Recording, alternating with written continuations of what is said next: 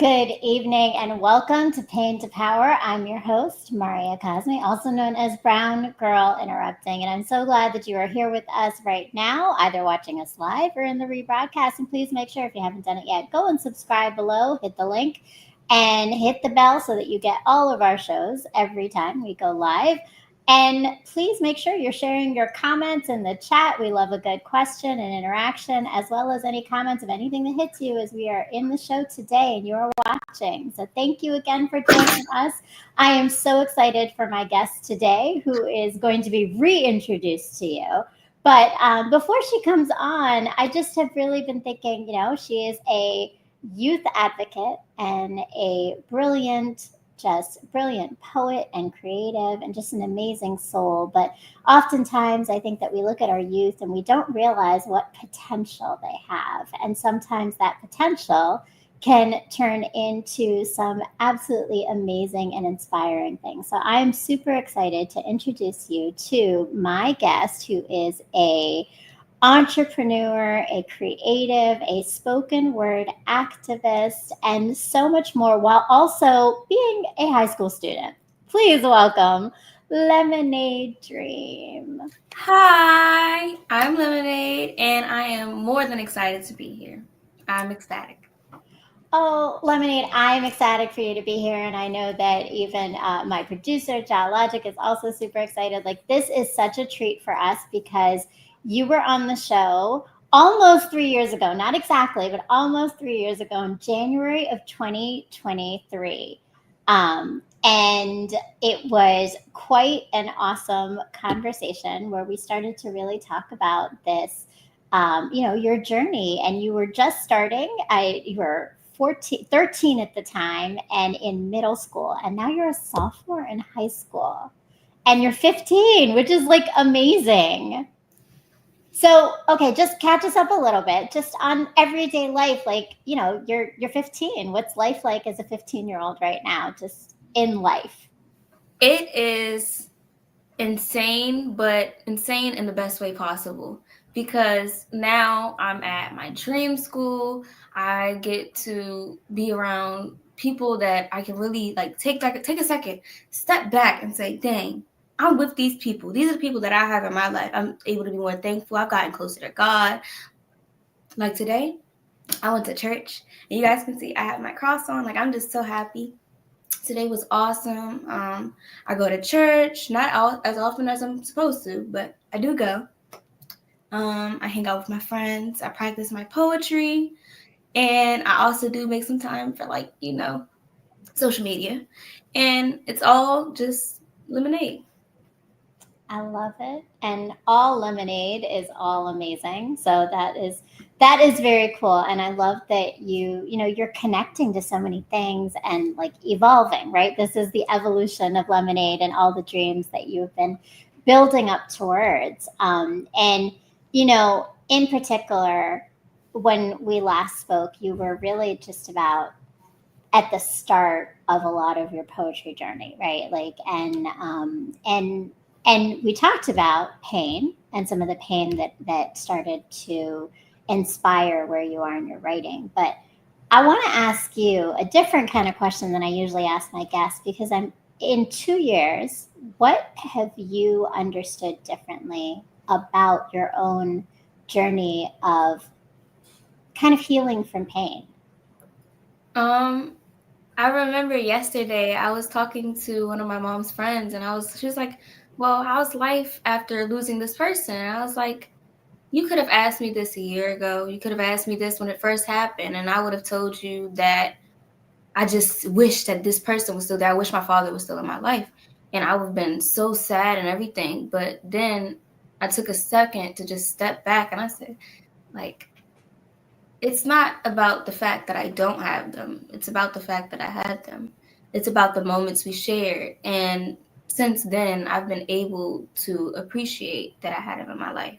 Appreciate that was something I was able to have. And I remember I was watching this video of him yesterday, and I was just like, life was so awesome then, but it doesn't mean that life can't still be awesome now. And I just was so happy to watch the video instead of just bawling my eyes out. So that's something new. That's huge and beautiful, Yeah.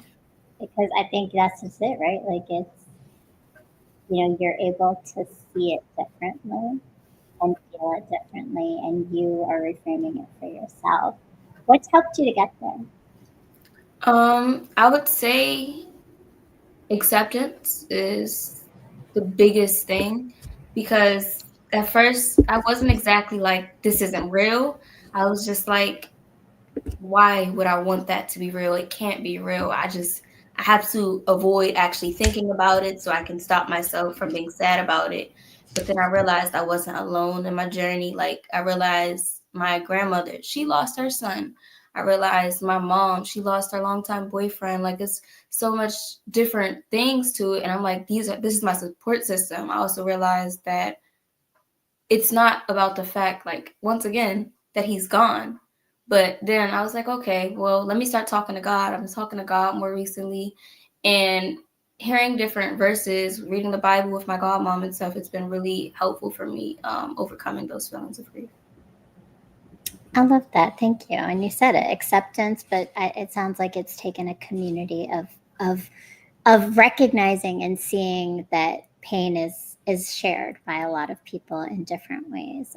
Such a mature way of looking at things. I mean, I think that's the most amazing thing about you, is the way that you look at life in such a mature way, and you've done so many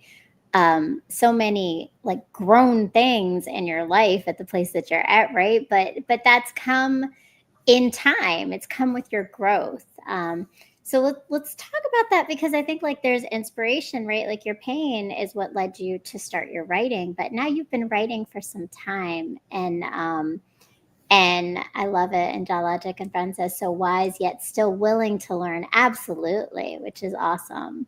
Um, so when you think about you as an artist now, how has all of this evolved into where you are in your writing, in your creativity? In the beginning, it was me writing to let those feelings out. And then I was able to write because I realized I wasn't alone. I was able to say, okay, well, there's other people feeling this way. Okay, let me write about this. Let me write about that. And then at some point, I remember like it wasn't me just getting on a stage. It was people asking me to do things that wasn't just me like, hey, mom, can we go here? Can we do this? Like, it was like, okay, now people are asking for me. So now I'm going to see if we could do this prompt and we could try this out. And I used to ask my mom constantly, I'd be like, okay, well, is there some sort of theme? I used to always ask about a theme, and then I would make a poem. Like I remember there was this one event. It was like surrounding women, and then I wrote a poem about it. And then like the whole month I was getting like so many different bookings for women, like to do that poem. And like it would be like I would do it, and then more people would be like, we love that poem, you do it over here too. And I was like, this is awesome. So yeah, I feel like I just was able to stop writing for me at some point, and not like I can't anymore, but it's really an amazing opportunity to be able to write for other people, because it's not you feeling that pain alone, it's other people as well, and also to inspire others, you know. So Mm. And you're definitely inspiring others. And I love that you said that, you became on demand, right? Like lemonade on demand. And like with that, right, that, it's so interesting you said that, like, to now write for others, because I don't know if you recall, but when we last talked and you were on the show, we talked about you being a leader, and you were kind of like, I never really saw myself as a leader, right? Like, and now it's like you're living in it. Do you see it differently now when you think of that? yeah, it's so cool now. Like I can actually say like it's not just for me. It's my poetry is for other people. I get on the stage so I can leave something with somebody. And it's not just so that I can get that out of my system when I'm writing. And I feel like that's the beauty in art as well. Like to be able to leave some of your heart on the stage, to leave some of your heart with somebody else. It's amazing. That's such a beautiful thing. And I love that. So, speaking of which, you're a spoken word activist, right? You say it now and you own it. And I love that. This is an event. Tell us about what's on the screen here, because this is a really important event that you are a part of, thinking of leaving something for others. Well, I was able to read John Lewis's final essay, his final piece of work, and that was wonderful. Like, my mom was like, okay, you're going to read this speech. And I was like, okay, speech. And then I heard all the words she said, like I reprocessed it, and I was like, oh, that's what was said. Okay, I'm more scared now. And then I ended up practicing with my godfather, my godfits, Sir Harvey, and I was so excited. I was very nervous though, but once it was over, I was like, that really just happened. Like I was able to open up for the mayor. That was awesome. That is awesome. That is amazing. And not a lot of young people can say that. I mean, not a lot of people can say, let's be honest, right? So, this being the last speech, it was really powerful. And I think the words were so much. What did it feel like for you in being the person chosen to speak on the words of really those last words, right, of John Lewis?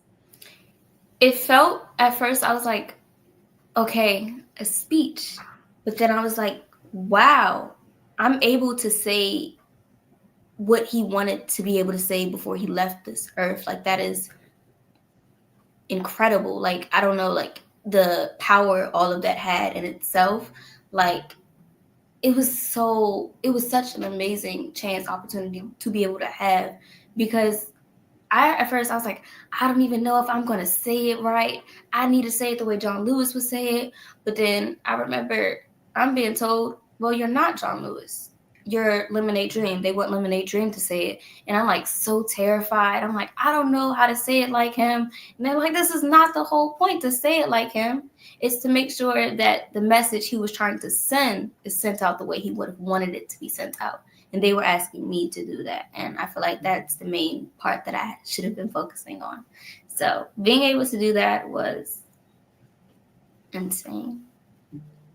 Yeah. And what power, like, again, like the power of having his words being spoken by you, this young activist who is speaking on things that are so important in our world right now. So let's talk about your activism and your advocacy. What are you involved in right now? What have you been doing right now in connection to that with your creativity?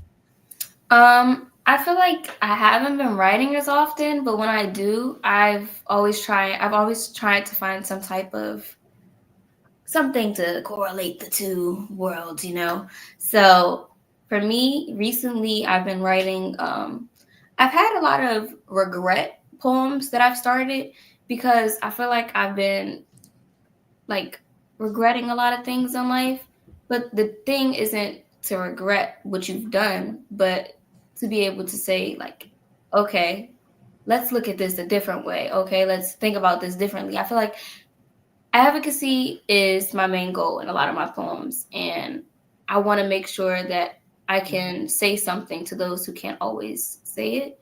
I want to make sure that I can speak to those who can't always say those words, So I'm trying to just make sure that even if I'm not talking about like political issues, that I'm still talking about like mental issues as well, like different things that we all struggle with. Because even if we don't all struggle with the same things, we all deal with different things, and we all deal with similar things. And I feel like everybody needs that space, Yeah, I mean, and it's really important. And I think so, talking about mental things, and I know that in the promo, I captured a poem you talked about with mental health. Tell me like about that space for you and why that's so important, particularly for young people right now.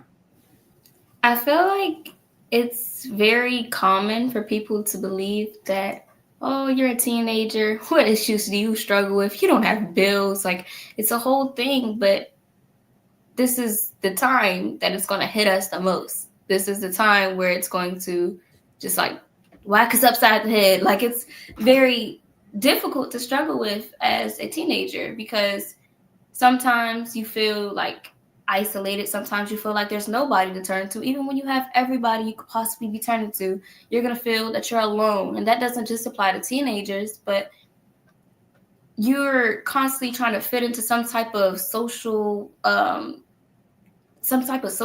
like, oh, you're supposed to be this way, you're supposed to look this way because you will look good for this type of person and this type of person, and this is what this type of person should look like.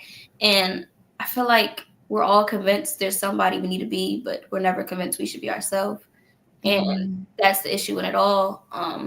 Even if we convince ourselves we are like these confident human beings, we're very vulnerable at the stage we're in life. And it's nothing wrong with that, but I feel like at this age is the most important to be able to know that you're not alone. And I try and do my best by using my poetry to do that. So yeah. I agree with you entirely. I think you're very right? Because honestly, like when young people don't do that, they end up being old like me and struggling with it, right? And trying to figure it out. So what you're doing is so important. What do you hope that and I want to first honor our chat because I see a lot of people in here to support you. And please make sure that you subscribe, like, put a heart, comment. No Holdbacks TV, Tasha is with us saying hello, everyone. Hi, Tasha. And Silence Kills, of course, Shaharia. Welcome. Hi, ladies. Hi, Shaharia. We're so happy to have you here. And Shaharia is the reason I even was able to meet Lemonade. So I appreciate that, right? I agree. And thank you for your poetry, Tasha says. Yes, very much so. So, what do you hope that your advocacy, particularly in mental health, is going to do for youth? So, you mentioned knowing ourselves, but is there anything else like that you hope that that young people are taking away to help themselves to heal in the spaces they're in as young people? I think the main thing you should start with is to love yourself. And that doesn't necessarily mean to be like, okay, you heard one of my poems and you were like, I look amazing. And then all of a sudden, you are just like losing your mind inside of the mirror. I want my poems to be able to make you see yourself, like, even if you can just start with, oh, I don't hate what I see in the mirror, because I feel like once you begin to love yourself, nobody can take that away from you. Once you become happy, like genuinely happy, nobody can take that from you.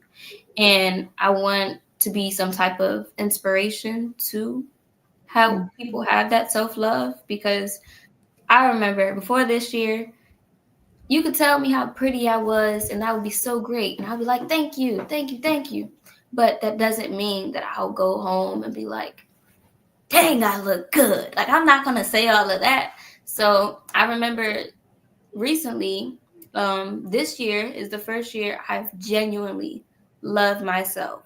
Like, and that's been amazing for me, because being able to love myself means I'm able to not hear the compliments and say, okay, I look good because they told me, but say, thank you. You think I look good? Thank you. I think you look beautiful too. And it is so simple. I feel like it's not difficult. It's not easy to get to, but it is so awesome. Like, I don't know. Like, I love loving myself because it's so different from last year. I couldn't appreciate all that my body could do. I have air in my lungs. I woke up this morning. I'm on an amazing podcast. And it's just so many different things that I'm able to do because I'm me. Because you can live however long you're going to live and not say, I love myself, and genuinely mean it. Or you can look at yourself and say, hey, I'm with me for the rest of my life. I got me for the rest of my life, and I'm happy to be able to do that for me. And that is chef's kiss. Chef's kiss. It is like the most empowering thing, right? Because nothing can get you down, nothing can break you, because you know you are. And I love that you know that so much at 15. Like that makes my heart swell.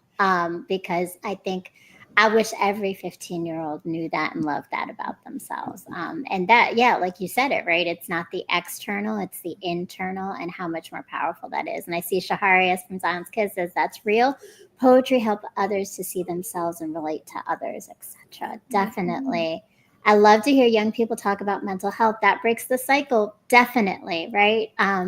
And you have and you do. I have to say though, as you're talking about loving yourself. I'm thinking about just uh, a recent video I watched on Nikki Giovanni, and I know you particularly just recently, you got to meet her. And just knowing that her recent passing, I'm just, tell me about that experience and what that was for you as a young poet meeting someone so transformational as Nikki Giovanni. I remember I met her and I was like fangirling so hard. Like, I was like, oh my gosh, I met Nikki Giovanni. Oh my gosh. But then I had to contain it. So I was like, yeah, I met her. So I was so like, oh my gosh, I was so hyped. I was so excited. It was so she was literally like so cool. Like the presence. She was about my height, but when I tell you her energy was humongous. She had the energy of a giant. She was so cool. And then I remember she was just like talking, and I was writing a poem when she was like talking, and I was writing, and I'm just like writing and writing. And I thought it was so amazing. She was talking about her experiences, but how she came out to be so many people's idols. Like, you would think the situations that she had been through, she'd just be like so sad. She'd probably just be like miserable in life. Like, that's a really hard thing to go through, all the stuff she went through, the stuff she was talking about. And I'm just like, but through it all, she's here. But through it all, she's smiling. But through it all, she's Nikki Giovanni. And that was so inspirational. And I've always just loved her. Like, I loved her already, and I loved her afterwards. I was like, oh my gosh, like, she's so cool. I remember I got the photo with her, and I was like, oh, I don't know if I want to because I'm scared, and da-da-da-da-da. And then I got it, and I was like, oh my gosh. And then I made it my wallpaper and stuff. Like, I was so happy.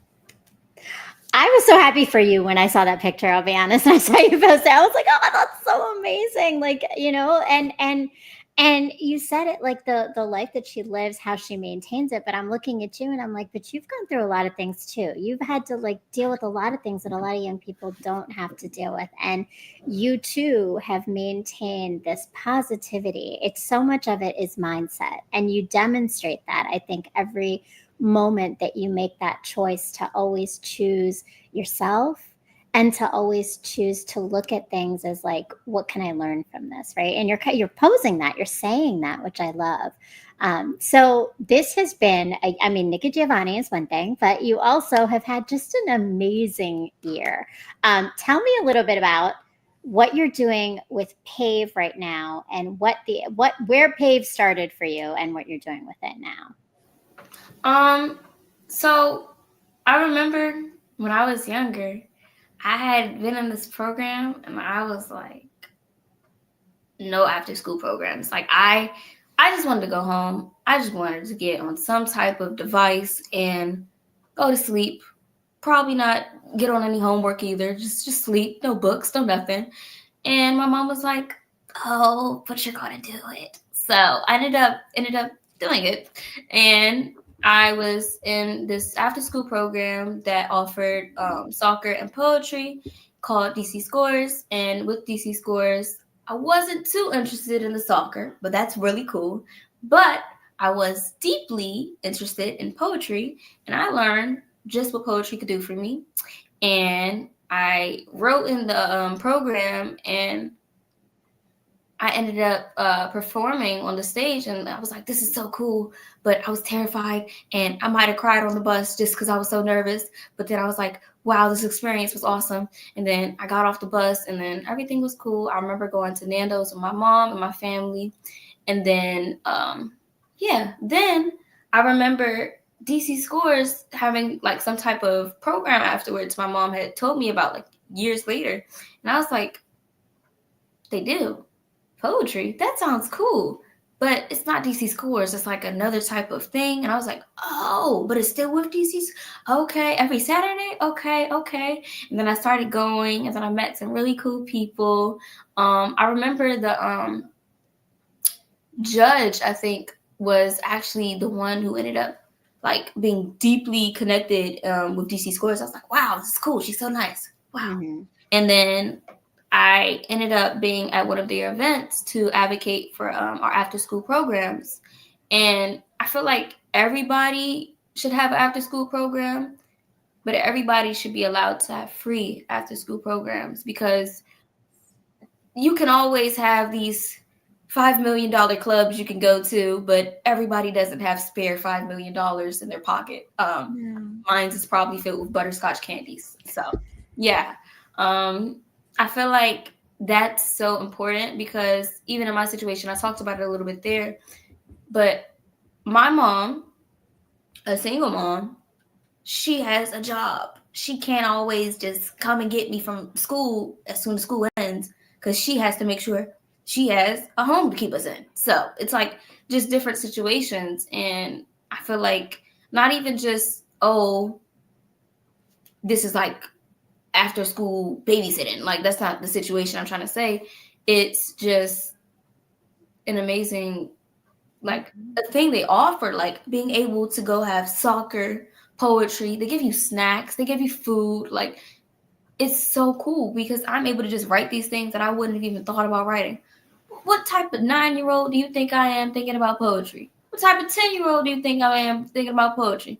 And there's nothing wrong with poetry, but that's not the main thing on our minds. And it's so cool that I was able to learn what poetry really was behind, like, oh, this is what we have to offer you in these packets, and then we'll never like talk about doing your own poetry. Because I remember I write essays, I write all kinds of things, but I never was allowed to write my own poetry. And it's not that I wasn't able to, but nobody ever said, hey, you can go write a poem. So I never thought to. And with DC Scores, I was able to go write my poem. With PAVE, we'll be able to continue to have these amazing after school programs for free.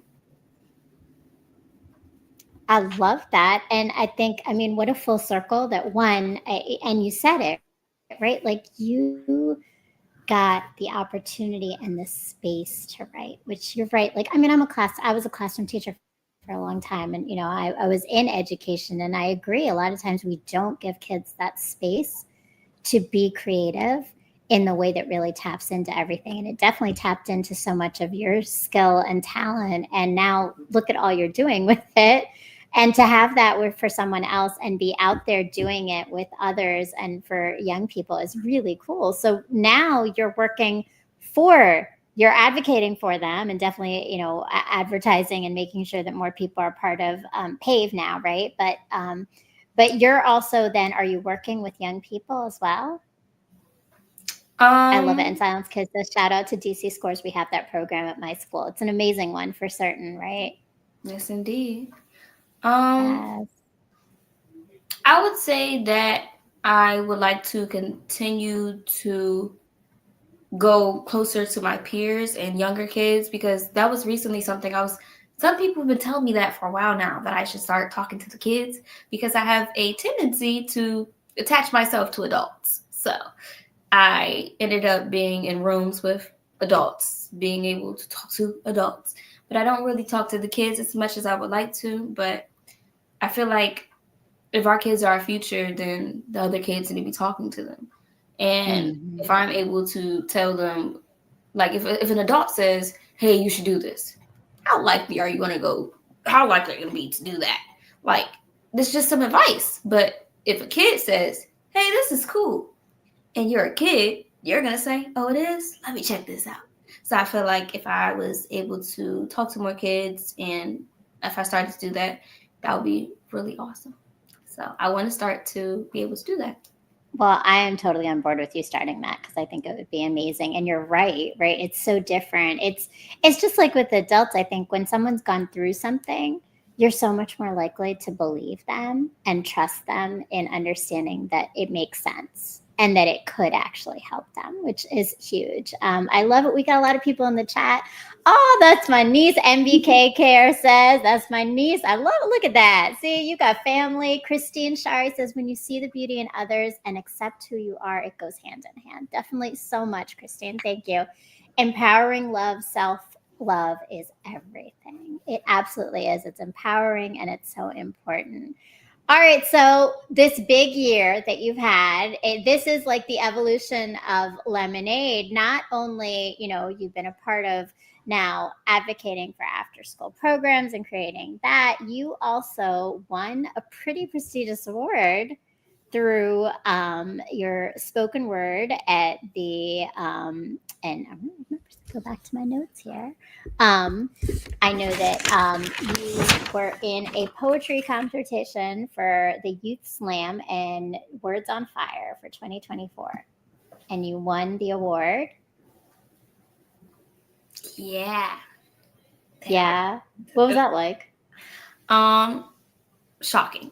I remember I went up there and I was like, they're like, all right, the winner. And I was like, it was in the back. I was like, all right, I'll be okay if it doesn't happen for me, if I don't win, but it'll be really nice if it was me. Okay. Oh, they're talking again. Amen. Okay, bye. And then I was like, maybe I'll win, but I wasn't expecting to. And then when I won, they're like, the winner is, and they had already said everybody else's name. But for some reason, my brain didn't process that it could possibly be me if everybody else had their name said already. It was me. And it was like, I was like it's literally footage of me with my mouth just wide open, just like walking across the stage. I was like so surprised that it was me for some reason. And I don't know, when it finally like just fully hit me that it was me, I was like, wow, okay, that's super cool. And then I took a photo and then I was like, that's real. And it's really, really still surprising when stuff is like real, even though it's already happened, you know? Mm-hmm. Mm-hmm. So you're still being shocked by yourself, it sounds like. Something like that. Like sometimes surprised. I love it.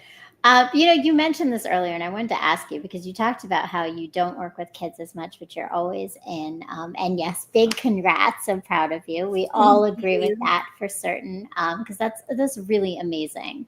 But you talked about being in, you're mostly with adults, and you tend to, right? Like you're always around a lot of adults in your spaces, and how has that for the last 5 years now, right? Like, for some time now, right? How does that impact the way that you think you have understood the world and yourself? It's a big question. Ever since I was little, actually, I've always been around adults. So like even when I was little, like really, really little, I remember I would be hanging out with my grandma and I'm just like, instead of going to go play with dolls, like I did play with my dolls. But I would be with my grandma and I'd be talking to my grandma. I'd be talking to my dad and I had friends, but like I would be more interested in adult conversations. And that doesn't necessarily mean it's stuff I can't hear. It just means it's deeper conversations than just, so what's your favorite kind of baby alive? Like I wasn't talking about stuff like that. It was like, okay, I'm gonna go play when I get home, but right now they're talking about this. I want to be where the grown folks are. And I always was with the grown folks instead of actually hanging out with people my age. So I feel like being around them, I've not matured, but I just listen to the different types of conversations, and I feel like I feel like I was like a few steps ahead when it came to like conversation topics when I was younger. So now I feel like I'm finally up there where everybody is already now, you know? Yeah, yeah. No, but I love that. And I mean, and you mentioned at the beginning, right? Like, so you've been around adults a lot, but you talked about like now this being in your dream school and there's a little difference in terms of now you are around more people your age that you feel you're connected with, it sounded like. So tell me a little bit about just what that feels like, having that space where you've got people your own age that get you. I feel like when I was little, I felt not disconnected, but I didn't feel like everybody wanted to talk about the same stuff. I'm interested in books, and everybody else is like, "You read?" And like I'm just like, "You didn't read this book? It's kind of cool." But my mom made me read all the time, so that's also part of the reason why I used to just always be obsessed with books and stuff.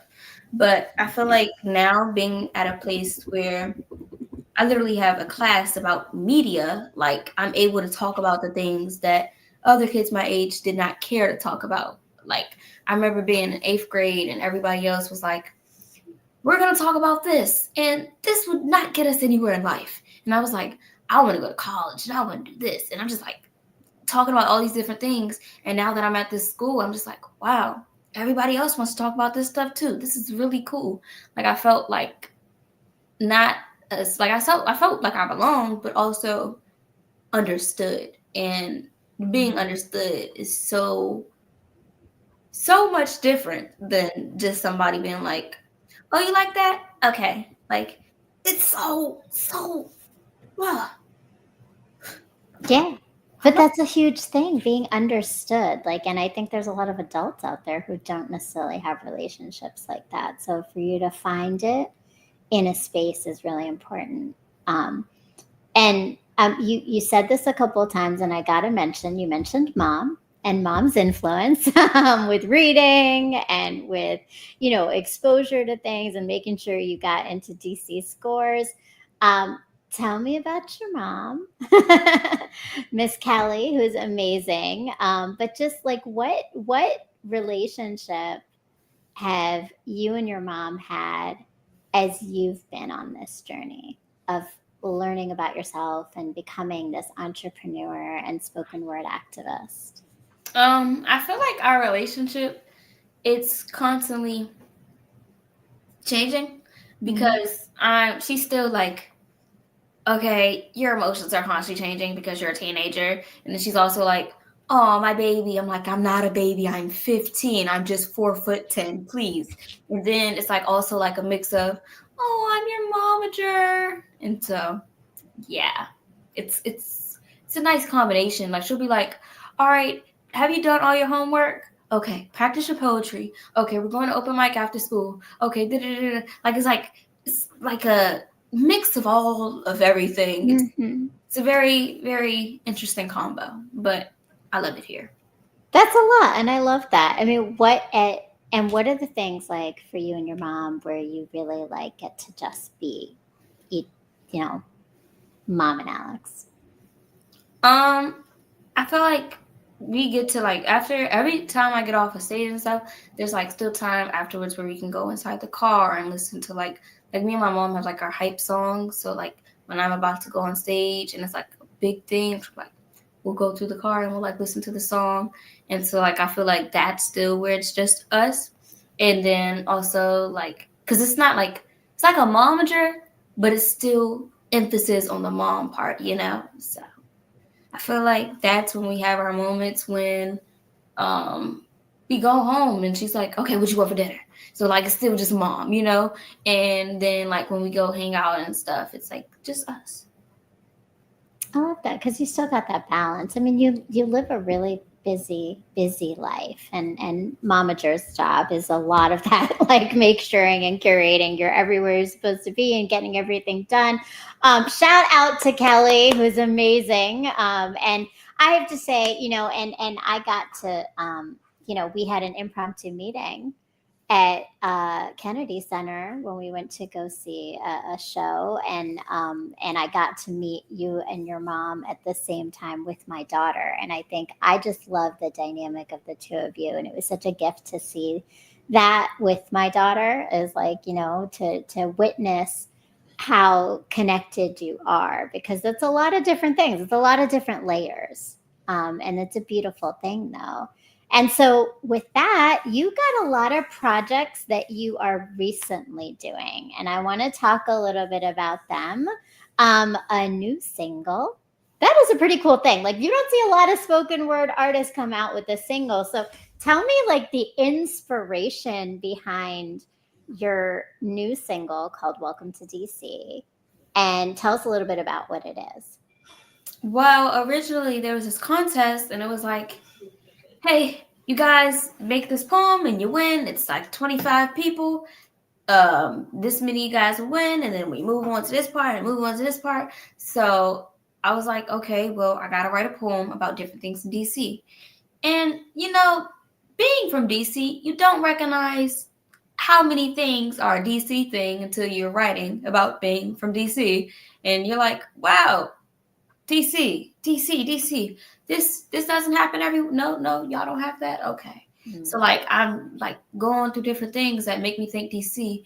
Like if I'm thinking about going to like this state, would they have this here? Would they talk like this? So I'm thinking about the way we speak. I'm thinking about the way we dance, the way we move, the way we everything. What is DC? And I remember I was like just thinking about different things, and it was, I think, from 15 or 25 to 10. I think it was 25 to 10 to something like that. Because like they slowly cut people off during the process of competing, and then I kept advancing. So I was like, wow, this is awesome. And then I made it to the last portion, and not only did I make it to the last portion, I met a lot of cool people. Like I still speak to some of the people that were in the thing, and I'm like, he's so cool. Like I know one of the guys, he's really awesome. And one of my friends, I told him he should compete, and we're still cool. So I feel like it's so many different things to like doing things with poetry, because it's not always just okay, do a poem. It's like you're meeting new people and I'm making new friends and everything's cool. But anyways, back to the topic we're supposed to be talking about. I ended up I won, and they were like, okay, so you're gonna get this much money, you're gonna get an award and like a trophy, and then you're going to get a session with the band. So I was able to not only release my first single, but I was able to feature on the Experience Band and Show song, and I was able to use my poem, and they were like they help out make the whole thing, and like they're there in the back with the trombones and all kinds of instruments, and it's really cool. And by the end of it, I learned a lot. And I now have my own song with a music video with them, and I think that's really cool. But yeah, so I was tasked to do something to do with DC. I did something with DC, and we called it Welcome to DC. And I mean, it's awesome and amazing. And go and check it out on YouTube. It's on her YouTube channel, which you have to go and make sure you're following. It's all linked down below. But if you haven't done it yet, go and follow Lemonade Dream on YouTube, Behind the Dream.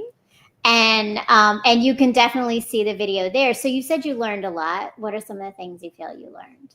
I learned that mastering wasn't what I thought mastering was. Like it was really interesting that like I remember we were in the studio, and I learned that you can like add like these different sound effects that I thought you actually had to like make and stuff like that. I learned that you could like replace the sound from here and then do this, and I was like, hold on, he's moving a lot of buttons very fast. Oh, he knows what he's doing. Okay, can you slow down so I can look too?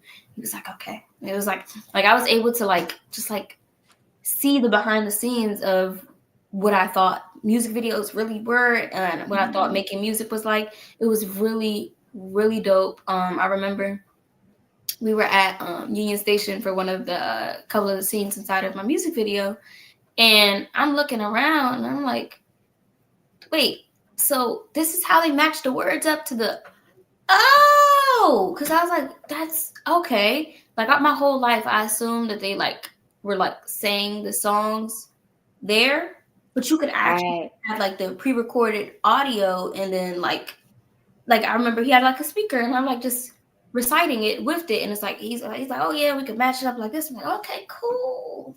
So like it was a really, I learned a lot. That's cool. And I have to say, I also didn't know that until recently. So like it's funny how like when you're not in a world, you don't know what the inner and details of it is until you're like exposed to it. And you're like, oh, that's how things happen. It all seems like magic otherwise, or like it just comes, right? And I mean, I love the way you talk about that because to me, I'm like, so you probably like, I imagine every space you go into that's new, you're learning something that then you're taking with you to be like, how do I do this now? Or how do I do that? Right. You're a budding entrepreneur for sure. Right. Tell me about like just what's right now inspiring you for like this next idea maybe that's in your mind of what you want to do.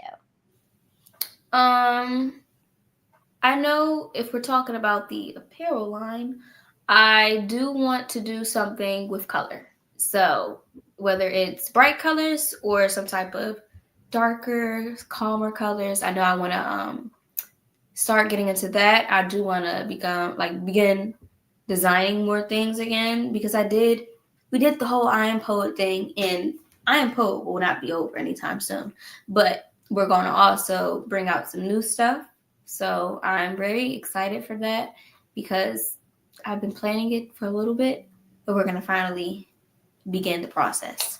Also, I have like just other things that I've been thinking about that I finally want to be able to do now that 2025 is happening. You know, new year, new me, same poet, but Right. new ideas. So hopefully that this whole New Year's resolution thing will just flood into my mind with ideas, and that will be the new year, new me. Okay, so I don't It's really. the evolution, girl. It's always an evolution every year, right? That it's supposed to be. I love that. So the apparel line is definitely something, and that was just starting when we actually talked 2 years ago. So it's like it's really kept taking off, and now you're doing some new things with it, and I love that. And how about show wise? As an entrepreneur, you've been curating your own shows. Tell me a little bit about the most recent one, which was Summer of Dreams. When I did Summer of Dreams, I like seeing like different people host, and I'm like, so you're just a funny person, so obviously you've got this, you know how to do this. And then I realized they are funny, but it's not as simple as just going up stage and just, okay, this is what we got. We get off the stage. Like, no, that's like very difficult actually. I remember I'm very forgetful. So I had to write like a whole thing. I had to keep these notes and also have the list right here and then have notes in between the names, and like it was like a whole thing. And I was like, oh, this is kind of hard. Okay. Props to you guys, because I was already like, y'all are really good at this. But then I was like, this is also very hard by the end of it. I remember we're like setting up and everything is just like happening, but then it happened. And I was like, hats off. Like y'all do great job. Like I'm not gonna say I could never, but nobody could do it the way y'all do. So yeah. But you did it. So tell me about Summer of Dreams. Like, what was your vision for this particular period? Because it was yours, right? This was your baby. What did you envision from it? And what do you feel like came through in it? I feel like it was everything I dreamed for it to be. No pun intended. I feel like with Summer of Dreams, it was the space where everybody had a voice. It was a space where we talked about some pain, we talked about some happiness, we talked about different things, and I had my family with me. I had my poetry people with me. I had great lavender lemonade. I had my support system with me, even like at the like my DJ was DJ artist, like everybody, DJ artist. like it's like so awesome. And then like afterwards, like my co-hosts, my feature, like they're all people that mean so much to me, and they're not there because they mean so much to me, but because they're also so dope. They're great poets, like they're great people, and like I was happy to be surrounded by such beauty. Like I don't know, like the whole event was everything I could have asked for. And I'm just glad that I was able to have those people with me and that I do have them with me. I love that. And what a beautiful example of community coming together and you putting it together. Like, that's huge. And you said it, right? It's not so easy to put an event together. But I'm so glad that it turned out the way it did and how you feel. Can we go back to that video? Because I want to just also point out Lemonade, you on the mic now versus you on the mic 2 years ago is a different experience. Tell me about just where you have seen yourself evolve into in just the actual performance and being on stage and the way you capture your audience. I feel like I would just say that experience is very important. Like that's been a very big thing to bring me to where I am. Also, the people. Back to that, I've had my coaches. I've had Sir Harvey Fitz. I've had the Truth to Poet. I've had Too Chill Phil, and they've all coached me, and they've all helped me. Say, okay, this is a tip. This is a tip. I've had Kenneth something tell me, hey, this is how you could do these different things, and like just dropping gems. And with that, like even back to my event, he was able to give me different ideas and stuff so that I could say, oh, that's how you, oh, okay. And so like I'm learning through these people and their experiences, how they've become who they are. And I've used those different things that stuck with me. I wrote them down. I remembered some of them. Not the best memory once again. But what I did, I was able to say, okay, well, this is my learning style. Because so many people have said, okay, well, this is how you should practice. And I remember back to loving myself, some people were like, oh, practice in the mirror. I was like, I don't want to look at that in the mirror. But now I'm able to look at myself in the mirror, say my poem, and say, okay, I got it. I was able to remember my stuff because of the people I was practicing with. And after you remember it, like you're like accidentally making movements and it all just happens, and then now you're on stage doing the same movements and you've remembered all your words, and you hope you remember all your words, and if you don't remember all your words, you also learn how to make it look like you remembered all your words. So it's just my people. I love that. And the energy that flew from that, right? Like that came out of it. I can see it in your audience, right? Like there's just like it's this community, this connection, this light and you do that. You bring that to the stage and you bring that to the space. And that's a beautiful, beautiful thing. So this has been such a gift and such a great conversation. I'm so excited for everything that you have going on. But before we finish off, tell us a little bit about what else is coming up for you in the next year. The next couple things I have is I can tell you right off the top that in February I will be having my own another open mic, and it will be called the Winter Weary Blues, and I'm super excited because not only have I learned from the past one, the summer one, but now I'll be able to also add in different things that I've learned since then. And I'm really just hoping that not only can we bring the people we've already had, but bring more in, that it will be what it needs to be. It will give Mhm. what it needs to give. And it will just be an amazing experience, not only for me, but for the people that come, that they learn something, that they feel that they've also been heard, and that they feel understood the way that I'm able to feel understood. And that's what I hope for my new event that will be happening in February. Stay tuned. But yeah. I love that. And all those hopes are exactly what it will be. And I can't wait because I'll be attending. So make sure you are following Lemonade Dream on Instagram, on TikTok, on all the different platforms, and that you check out her YouTube channel, Lemonade Dream, as well. Um, and, um, and, you know, then you'll get all the information on things coming up. So make sure we're following everything.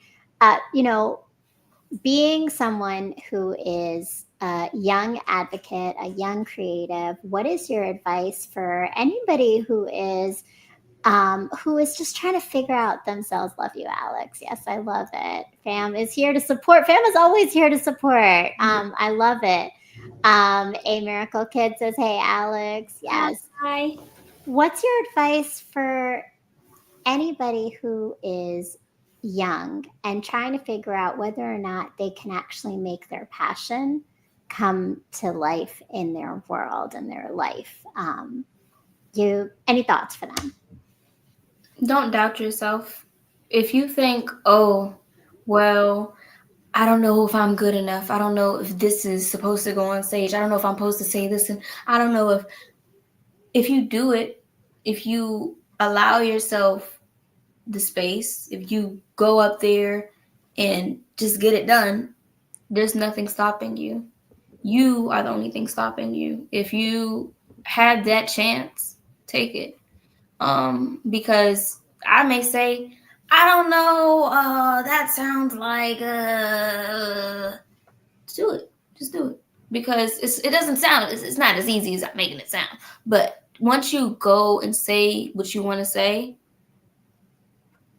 you are the only roadblock, and you just get over it. Like, I feel like once you're able to do it, there's nothing stopping you. Because I, at some point, was something stopping me. And if you don't stop yourself, nothing else can be in your way.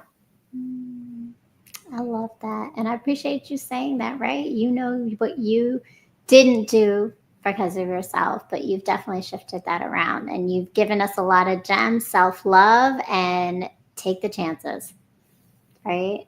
I love it. Thank you so much, Lemonade. This has been such an awesome conversation. I'm so excited for all the things to come. And please make sure everybody is going and checking out everything with Lemonade and all of her new things coming up.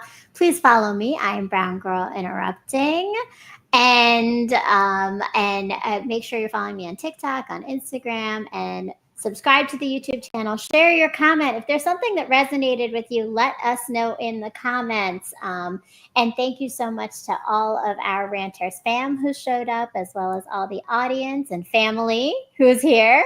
I got to give again a big shout out to Kelly Ransom, who is your mom, who is an amazing individual behind everything, because I know that all the strength you have is definitely the power of your mom holding you up as well, right? So yes, salute to Momager. And I'm hoping the next interview, I'm going to get her on the show. Yes, thank you so much. And thank you, MBK Cares, for showing up. And I appreciate it. And have an amazing and beautiful day. Please make sure to tune in every Sunday at 8 o'clock on Brown Girl Interrupting on YouTube, and be live with us in our journey of turning our struggles into strength through pain to power. Peace, love, and light. Lemonade be sweet and sour, but lemonade dream voice sounds like power. Lemonade be everything DC.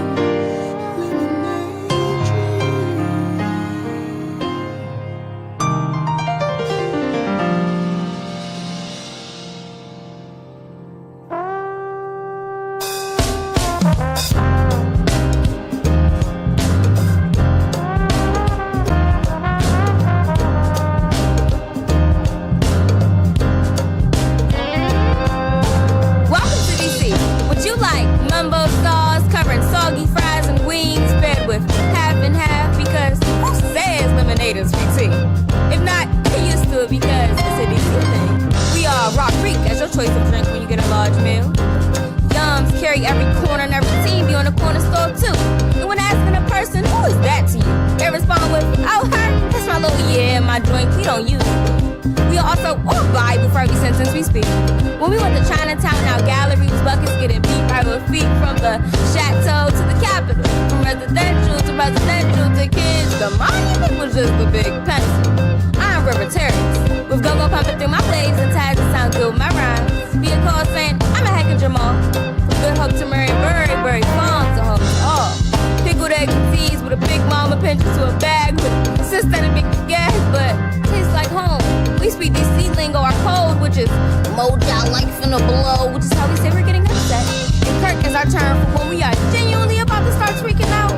Q is our are exactly pit bulls on every street, and every once in a while you see that one shih tzu that looks like it can't breathe. Those are sable dogs, currently Frenchies. French bulldog, but surprisingly, they don't say we when you ask what they want to see. 202 is what we do.